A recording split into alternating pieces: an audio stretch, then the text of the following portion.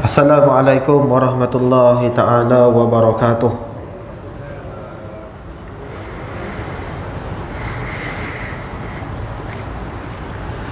A'udzu billahi minasyaitonir rajim. Bismillahirrahmanirrahim. Alhamdulillahi rabbil alamin. Wassalatu wassalamu ala asyrafil anbiya'i wal mursalin wa ala alihi wa ashabihi ajmain. Allahumma salli wa sallim ala sayyidina Muhammad wa ala alihi wa ashabihi wa man tabi'ahum bi ihsanin ila yaumiddin. Rabbi shrah li sadri wa yassir li amri wahlul 'uqdatam min lisani yafqahu qawli. Qalu subhanaka la ilma lana illa ma 'allamtana innaka antal alimul hakim. Amma ba'd. Alhamdulillah, yang saya hormati Tuan Pengerusi, yang saya hormati Tuan Imam, Tuan Bilal, Tuan-tuan guru, ahli jawatan kuasa masjid, muslimin, muslimat yang dirahmati Allah. Alhamdulillah, syukur kepada Allah Subhanahu wa taala. Pada malam ni dapat kita berkumpul, sama-sama kita tunaikan solat secara berjemaah. Kemudian kita iktikaf dalam rumah Allah, kita duduk majlis ilmu. Alhamdulillah, Allah panjangkan umur, Allah kurniakan kepada kita kesihatan, masa yang lapang, dan juga nikmat iman, nikmat Islam. Alhamdulillah. Muslimin, muslimat yang dirahmati Allah, InsyaAllah malam ni kita sambung kitab Riyadhus Salihin Imam An-Nawawi rahimahullahu ta'ala. InsyaAllah malam ni tajuk berkaitan dengan mimpi. Tajuk berkaitan dengan mimpi. InsyaAllah apa yang berkaitan dengannya, jenis-jenis mimpi itu sendiri, dan juga perkara-perkara yang berkaitan dengan mimpi, zikir-zikir ataupun amalan jika kita dapat mimpi yang buruk. InsyaAllah kita akan kongsikan hadis-hadis berkaitan dengan mimpi. Hadis yang pertama daripada Abu Hurairah radhiyallahu ta'ala anhu, beliau berkata, sami'tu Rasulullah sallallahu alaihi wasallam yaqulu lam yabqa minan nubuwati illa al-mubasysyirat. Qalu wa mal mubasysyirat? Qala ar-ru'ya salihah. Kata Abu Hurairah, saya telah mendengar Rasulullah sallallahu alaihi wasallam bersabda, tidak ada bahagian daripada kenabian yang masih tinggal kecuali pemberi-pemberi khabar gembira. Maka sahabat pun bertanya, apakah itu pemberi khabar gembira? Maka baginda pun menjawab, mimpi yang baik, mimpi yang benar, itu adalah merupakan khabar gembira.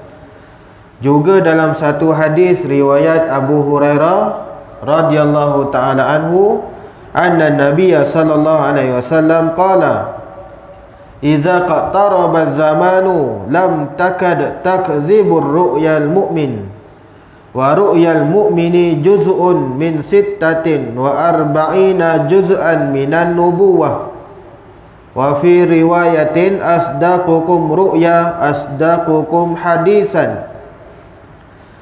Nabi SAW pernah bersabda, apabila masa menjadi singkat, maka lambat laun mimpi seorang mukmin itu tidak berdusta. Mimpi seorang mukmin menjadi satu bahagian daripada 46 bahagian kenabian. Dalam satu riwayat yang lain, orang yang paling benar mimpinya daripada kalangan kamu ialah orang yang paling benar percakapannya daripada kalangan kamu. Kedua-dua hadis itu hadis sahih riwayat Imam Bukhari dan juga Imam Muslim. Tuan-tuan muslimin muslimat yang dirahmati Allah, kalau kita nak cerita tentang mimpi ni tuan-tuan, macam-macam mimpi yang kita pernah dapat. Sepanjang kita hidup, kita tidur dah berapa ribu jam, kita dah macam-macam mimpi kita pernah tengok. Tuan-tuan, dalam hadis Nabi sebut, mimpi ni ada 3 jenis. Mimpi manusia ni dia ada 3. Kata Nabi, ar-ru'ya salasatun. Mimpi tu ada 3. Yang pertama, faru'ya salihah, busyra minallah. Jenis yang pertama adalah mimpi yang baik. Mimpi yang baik ini, kata Nabi, adalah merupakan berita gembira yang datang daripada Allah. Itu yang pertama. Yang kedua, wa ru'ya tahzinu minasyaitan. Yang kedua, mimpi yang buruk, dan mimpi itu membawa kesedihan, dan ianya datang daripada syaitan. 2. Mimpi yang baik, mimpi yang buruk. Dan yang ketiga, wa ru'ya mimma yahdusul mar'a nafsahu. Dan kata Nabi yang ketiga adalah mimpi yang disebabkan oleh apa yang berlaku ke atas seseorang itu. Mimpi yang disebabkan apa yang berlaku pada siang tadi, kemudian dia tidur, dia mimpi benda pagi tadi. Itu nombor 3. Jadi dalam hadis Nabi sebut ada 3 jenis mimpi. Dan ketiga-tiga ni boleh jadi kita pernah dapat 3-3. Okey, kita tengok satu-satu.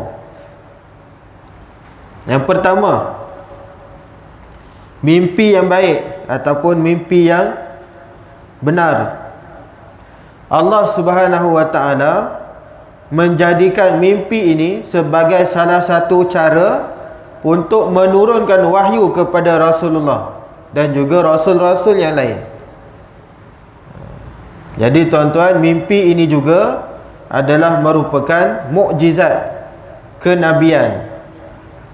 Mimpi ini juga boleh jadi adalah turunnya wahyu. Mimpi turun wahyu, tapi hanya khusus kepada Nabi. Kalau manusia biasa macam ni, mimpi yang baik itu bukan wahyu. Tuan-tuan jangan perasan, itu bukan wahyu, itu mimpi je. Tapi kalau mimpi itu datang kepada Rasulullah, boleh jadi itu adalah wahyu. Tapi kalau kita ni manusia biasa ni, tiba-tiba dapat satu mimpi, dia cerita, Tok Haji, malam tadi saya mimpi saya dapat wahyu. Besok pagi lah, contoh makan roti canai, tiba-tiba ada orang duduk sebelah, Bang Haji, malam tadi saya mimpi saya dapat wahyu tau. Apa yang kita perlu buat pada dia? Itu terpulang pada tuan-tuan. Sama ada nak lari, ataupun nak belanja dia, ataupun nak lempang sikit, terpulang lah. Mungkin bagi dia sedar sikit. Sebab apa? Sebab itu bukan wahyu. Wahyu hanya untuk Nabi. Kita bukan Nabi. Nabi dah tak ada. Dah last. Muhammad itu last. Siapa yang mengaku Nabi lepas tu, tak payah percaya. Mustahil. Tapi ada juga orang percaya. Yang itu pelik. Dah berbuih-buih dah orang cakap. Kita dah pesan Nabi terakhir Muhammad Rasulullah. Tapi bila ada orang Melayu mengaku Nabi, dia pergi percaya. Itu buat apa? Dah cakap dah tak ada, dia pergi percaya juga. Pelik betul orang ni. Tuan-tuan, jadi itu mimpi yang pertama. Mimpi yang baik, kalau diturunkan boleh jadi kepada Rasulullah ataupun Nabi-Nabi yang lain, itu adalah wahyu Allah. Contoh saya bagi. Contohnya dalam surah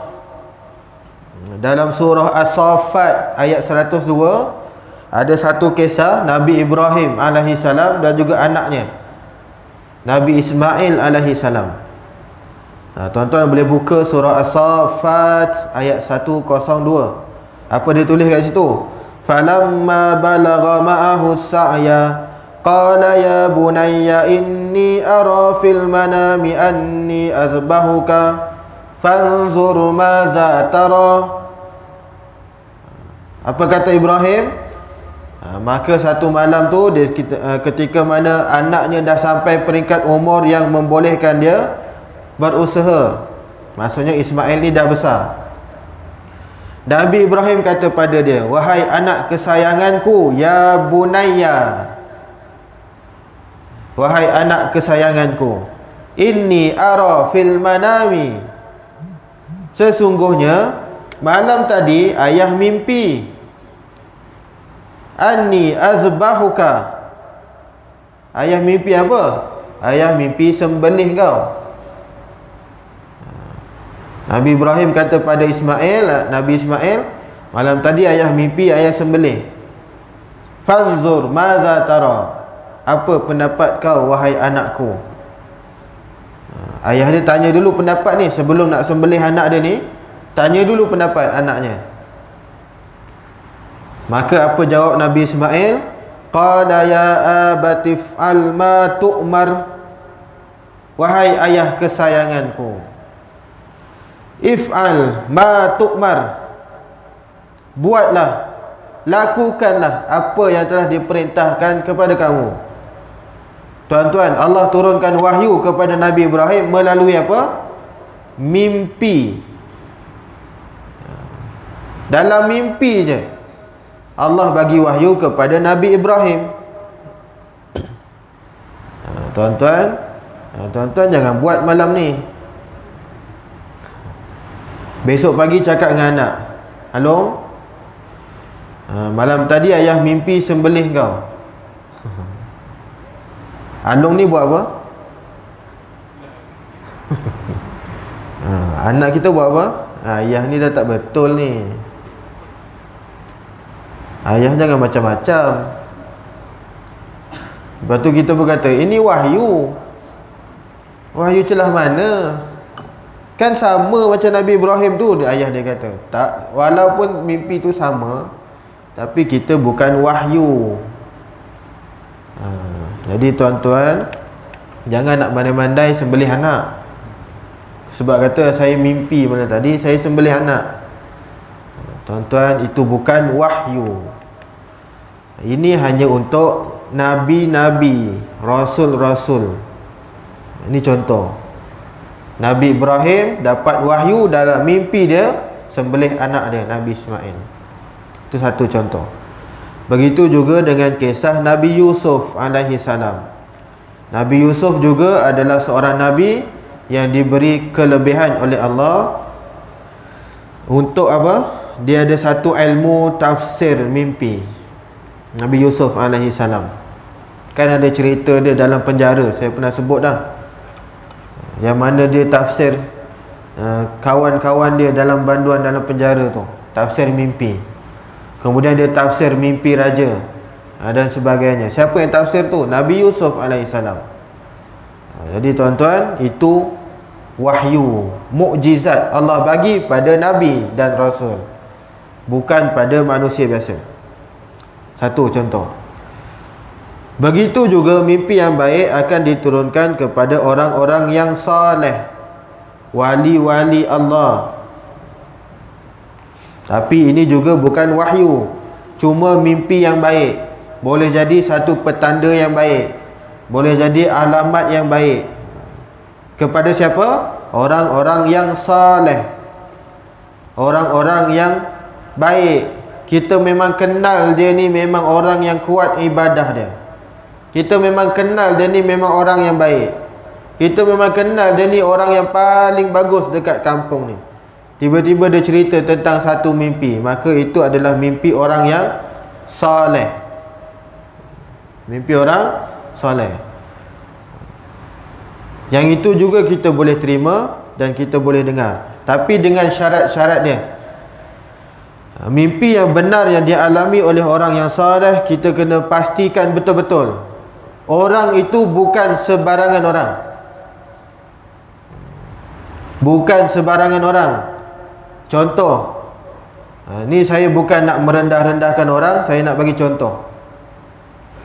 Contohnya ada seorang ni, dia pergi hisap apa dia bukan hisap kan, hisap plastik. Dalam plastik dihisap, lepas tu dia jumpa, "Bang Haji, malam tadi saya mimpi lah." Dia pegang plastik tu. Dalam plastik dia ada apa? Ada apa saya tak tahulah. Lepas tu dia letak kat hidung. Dia cakap, "Bang Haji, malam tadi saya mimpi." Mimpi saya tu mimpi yang baik tau. Kita nak percaya ke? Yang itu 50-50. Ini tak boleh percaya ni. Tuan-tuan, kalau mimpi orang yang saleh, yang itu kita boleh terima. Yang itu kita boleh terima. Boleh jadi itu satu nasihat, boleh jadi itu satu petanda. Tapi kalau daripada orang yang entah siapa-siapa, dia kata dia mimpi benda-benda yang baik, yang itu kita boleh nilai balik. Jangan terlalu percaya pada dia. Jadi tuan-tuan, mestilah seorang yang teguh agama dia, orang yang bersih hatinya dan juga warak. Jadi tuan-tuan, kita perlu tengok bagaimana ciri-ciri dia. Dan juga tentang orang yang soleh ni, kita perlu tengok juga percakapan dia. Selalu kalau kita tengok dia cakap benda yang baik aja. Dia tak pernah pun mencarut, dia tak pernah marah orang, dia tak pernah maki orang, dia tak pernah mengumpat. Yang itu kita boleh terima mimpi dia. Tapi kalau dia mimpi, dia punya mulut tu, Masya Allah, perkataan yang mula-mula bila dia nak cakap, mesti mencarut dulu. Sebelum dia cakap, mula-mula sekali, perkataan yang paling awal, dia mesti mencarut. Yang itu memang tak boleh percaya lah. Tak boleh percaya punya orang. Jadi tuan-tuan, kita kena lihat perwatakan juga seseorang itu. Itu satu, mimpi yang baik. Tuan-tuan, apa hukum kalau kita tafsir mimpi? Kan kita suka kan, kita dapat mimpi je, maka kita pun nak cari apa maksud mimpi tu. Apa maksud mimpi? Malam tadi saya mimpi dapat duit. Apa maksud dia? Kita pun carilah dekat ni, dekat telefon, betul? Kita cari kat telefon dulu. Kita bukan cari kat buku. Orang sekarang dia tak cari buku, dia tak cari kitab, dia cari telefon dulu. Telefon tu dia buat apa? Dia jumpa kawan dia dulu, Google. Dia cari kat Google dulu, apa maksud ni? Dalam Google tu macam-macam lah tafsiran dia. Jadi kita tak payahlah nak percaya. Google tu macam-macam ada. Kadang-kadang dia sebut bagi duit, dapat duit pun dia kata ini adalah menang loteri. Dia tuan-tuan nak percaya? Kita cari mimpi dapat duit, lepas tu dia tulis itu maksudnya adalah kita menang judi. Nak percaya? Tak payahlah percaya. Tuan-tuan, jadi kalau kita nak takwil ataupun nak tafsir mimpi itu, kita boleh juga tafsir mimpi, tapi kita kena lihat pada kitab-kitab yang muktabar. Kitab-kitab muktabar, kitab-kitab yang memang dikarang oleh ulama. Contohnya siapa? Ibnu Sirin. Ini memang tokoh tafsir mimpi. Ibnu Sirin nama dia. Ada satu buku memang tafsir mimpi. Buku dia dah terjemahkan dah pun, buku dia tebal. Ibnu Sirin, tafsir mimpi. Dalam tu macam-macam mimpi ada. Tapi boleh jadi apa yang kita alami tu tak ada dalam tu. Jadi tuan-tuan, buku itu boleh dijadikan panduan. Tapi tak adalah kita nak percaya 100%. Ada syarat dia. Ada syarat-syarat kalau kita nak percaya pada tafsir mimpi. Syarat dia apa? Tidak percaya 100%. Itu syarat yang pertama. Kita dah buka buku, kita dah cari, dah tanya ustaz-ustaz, dah tanya tok guru. Tok guru kata, oh kamu akan dapat sesuatu yang baik. Boleh percaya, tapi jangan percaya 100%. Contoh, kita mimpi dapat duit, dapat rumah besar. Lepas tu kita jumpa, kita cari dalam kitab, kita kata memang dia akan dapat keuntungan yang besar. Kalau kita percaya 100%, apa yang kita buat? Kita duduk sajalah. Dia dah tak berusaha dah. Dia dah tak kerja dah. Sebab apa? Sebab dia dah dapat mimpi yang dia kata dia dapat duit yang banyak, keuntungan yang besar. Maka dia kata, oh kalau macam tu saya dah tak payah kerja lah, duduk lah macam tu. Sebab tu jangan percaya 100%. Percaya boleh, tapi jangan 100%. Itu syarat yang pertama. Syarat yang kedua, tafsiran mimpi tersebut mestilah tidak bercanggah dengan akidah dan syarak. Tidak bercanggah dengan akidah dan hukum syarak.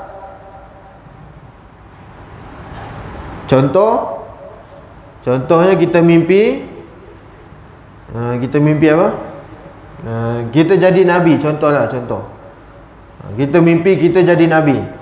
Bercanggah tak dengan akidah? Bercanggah. Sebab apa? Sebab saya dah sebut tadi, mimpi yang nabi yang terakhir adalah Rasulullah. Tak ada lagi nabi lepas tu. Tiba-tiba kita mimpi kita nabi. Itu dah bercanggah dengan akidah. Mustahil. Jadi kalau mimpi begitu, tak perlu percaya dan tak perlulah kita pegang 100%. Tak perlu kita tafsir dan sebagainya.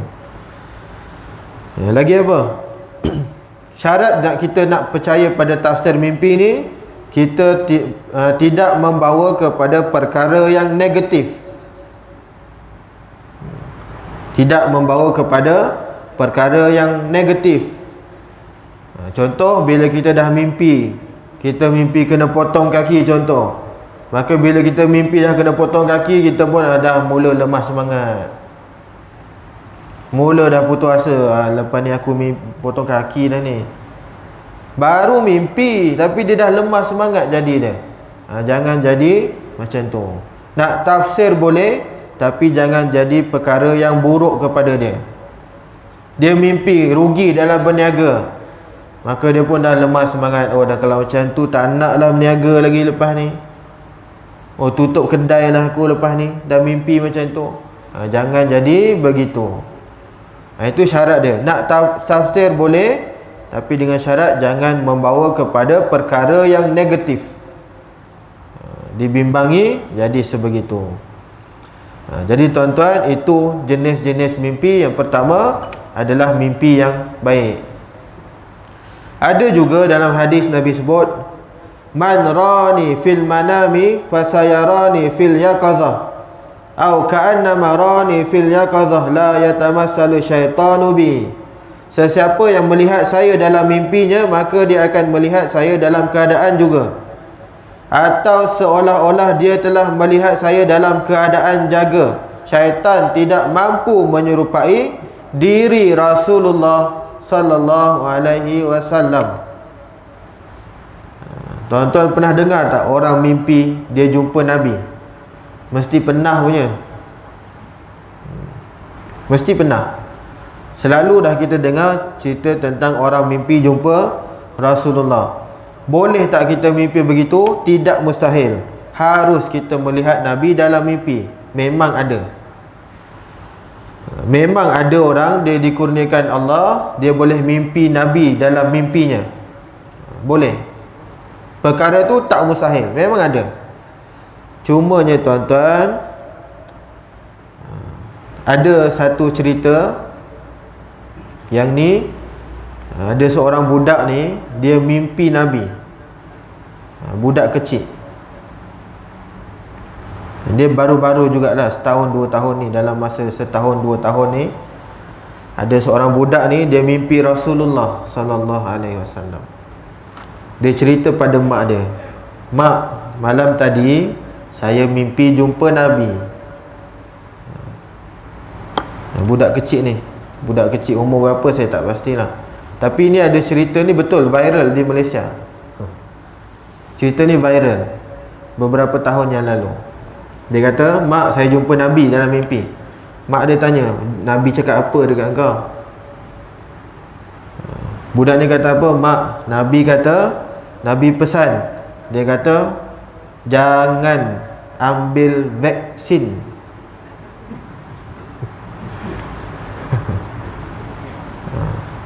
Budak ni mimpi dia jumpa Nabi. Mak dia tanya, Nabi cakap apa dekat kau? Nabi kata, jangan ambil vaksin, nanti semua orang mati. Okey. Tuan-tuan nak percaya je cakap budak ni?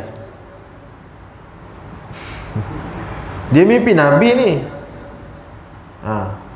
Kan Nabi sebut, siapa yang mimpi dia mimpi Rasulullah dalam mimpinya, maka memang benarlah itu mimpi Nabi. Sebab apa? Sebab syaitan takkan mampu menyerupai Nabi. Budak ni dia mimpi Nabi, dan Nabi sebut jangan ambil vaksin. Tuan-tuan dah berapa dos? 3, 4, 5. Wah, 5. Tuan-tuan yang dirahmati Allah, dekat sini saya nak bagi sedikit pencerahan. Walaupun budak ni mimpi Nabi SAW, tapi bukan bermakna mimpi dia betul. Sebab apa saya sebut begitu? Ada beberapa perkara yang perlu kita lihat dalam bab mimpi Nabi ni. Yang pertama, kita perlu tanya dia, orang yang bermimpi jumpa Nabi ni mesti tahu sifat dan rupa paras Rasulullah. Orang yang mimpi Nabi ni, dia mesti tahu rupa paras dan juga sifat Rasulullah. Paling tidak pun dia tahu yang asas. Macam mana nak tahu? Dia baca kitab Syama'il contohnya. Dia baca hadis-hadis tentang rupa Rasulullah banyak. Jadi dia tahu, oh muka Rasulullah ni putih kemerah-merahan, rambut Nabi ni panjang sampai ke bahu, dan sebagainya. Dia pernah baca, kemudian dia mimpi. Boleh jadi betul. Jadi kita kena tanya dulu. Sebab apa? Sebab waktu Ibnu Abbas radhiyallahu ta'ala anhuma, ada seorang lelaki, dia datang jumpa Ibnu Abbas. Wahai Ibnu Abbas, malam tadi saya mimpi jumpa dengan Nabi. Malam tadi saya mimpi jumpa Nabi. Maka apa jawab Ibnu Abbas?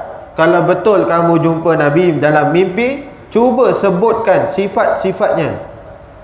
Ibnu Abbas tak percaya terus. Dia tanya dulu, cuba sebutkan sifat-sifat Nabi dalam mimpi kau. Maka lelaki ni kata apa? Wahai Ibnu Abbas, dalam mimpi aku tu, muka Nabi ada mirip-mirip Hasan bin Ali. Ada mirip-mirip Hasan bin Ali. Siapa Hasan bin Ali? Cucu Rasulullah. Maksudnya apa? Mimpi dia betul. Ibnu Abbas kata apa?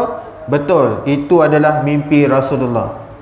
Sebab apa? Sebab dia sebut muka Nabi dalam mimpi dia tu ada mirip Hasan bin Ali, cucu Nabi sendiri.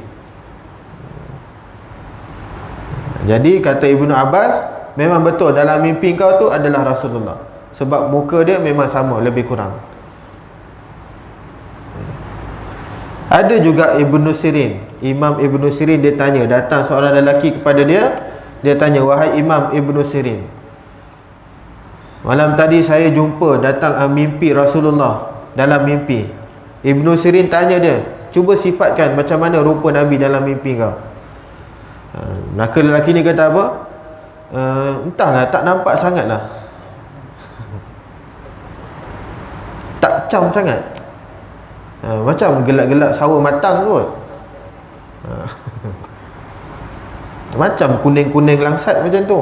Betul tak sifat dia? Salah. Tuan-tuan, macam mana badan dia? Oh, badan dia kurus kering. Betul tak sifat Nabi kurus kering? Salah. Nabi tak kurus, Nabi tak gemuk, tengah-tengah. Jadi kalau ada datang orang jumpa kita, Tok Imam, malam tadi saya jumpa Nabi lah, mimpi. Perkara pertama yang kita tanya dia, macam mana rupa Rasulullah? Tanya dia dulu, macam mana rupa Nabi? Kalau dia kata, oh muka dia macam Adalah macam Tok Imam tu. Kalau macam tu cakap terima kasih, itu bukan Rasulullah. Sekurang-kurangnya orang yang mimpi Nabi tu, dia pernah baca dan dia pernah dengar hadis tentang rupa dan sifat Rasulullah. Itu syaratnya. Kalau macam tu, saya pun boleh sebut saya jumpa Nabi malam tadi. Siapa-siapa boleh sebut.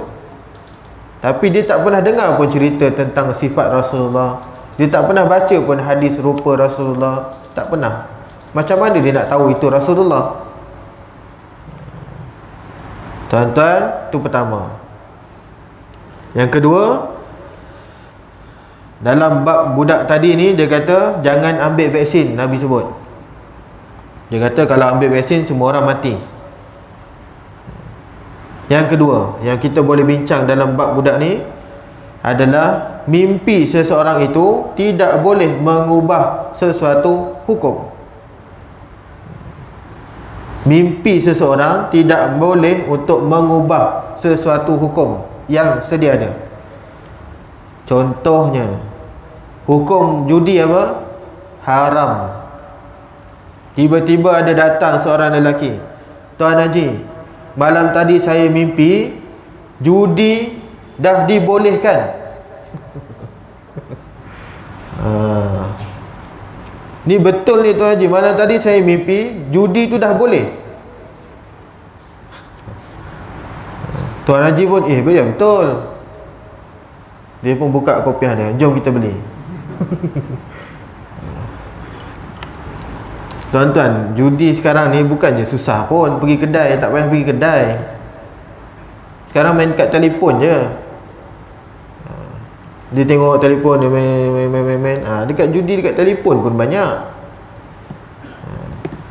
Jadi tuan-tuan, mimpi seseorang tidak boleh mengubah hukum syarak. Walau dia mimpi macam mana sekalipun, tak boleh ubah hukum. Jadi tuan-tuan, itu antara perkara yang kita perlu lihat jika seseorang itu mimpi jumpa dengan Rasulullah sallallahu alaihi wasallam. Kalau orang tu memang betul, dia rajin, dia datang selalu solat ke masjid, dia memang baik orangnya. Tapi tuan-tuan, satu je lah, kalau kata kita betul dapat mimpi Nabi, kalau kata betul lah, tak payahlah cerita dekat orang. Simpan seorang-seorang pun boleh. Simpan seorang-seorang, senyap je, tak payah cerita kat orang. Kalau nak cerita kat orang sangat, tak tahan sangat ni, ceritalah dekat ludah angin 3 kali. Satu. Kemudian apa kita buat? Wal yasta'iz billahi minasyaitani salasan. Baca isti'azah 3 kali. A'udzubillahi minasyaitanir rajim. Contohlah. Bukan kumpul dulu. Itu tak payah. Kalau tak ada orang boleh bincang lagi lah. Tapi kalau ada orang, itu bukan mimpi lah, itu memang betul-betul buruk punya. Ludah 3 kali ke kiri. Dan sambil itu falyasta'iz billah minasyaitan salasan. Isti'azah 3 kali. A'udzubillahi minasyaitanir rajim. Itu 2. 3, apa yang kita patut buat? Kalau rajin lagi, tuan-tuan boleh buat apa? Fala yakussahu ala ahadin wal yakum falyusalli.